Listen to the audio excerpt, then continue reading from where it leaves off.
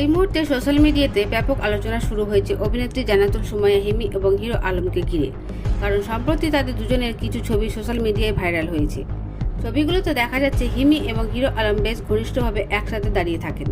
আর সেই ছবিগুলো দেখে অনেকে নানা ধরনের মন্তব্য শুরু করেছেন।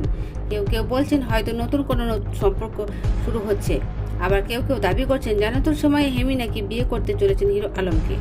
বিশেষ করে কিছু ফেসবুক পেজ এবং সোশ্যাল মিডিয়ায় ঘিরে প্ল্যাটফর্মে এমন খবর ছড়াচ্ছে খুব শীঘ্রই নাকি তাদের দুজনের বিয়ের বন্ধনে আবদ্ধ হতে দেখা যাবে। আর এই খবর ছড়িয়ে পড়ার সঙ্গে সঙ্গেই দর্শকদের অবাক হয়ে গেছেন এবং বিষয়টি নিয়ে ব্যাপক আলোচনা শুরু হয়েছে। অনেকে আবার প্রশ্ন তুলেছেন সত্যি কি এমন কিছু ঘটতে যাচ্ছে নাকি এটা শুধুই গুজব। তবে আমাদের টিম পুরো বিষয়টি খোঁজ নিয়ে যেটা জানতে পেরেছে সেটা একটু ভিন্ন।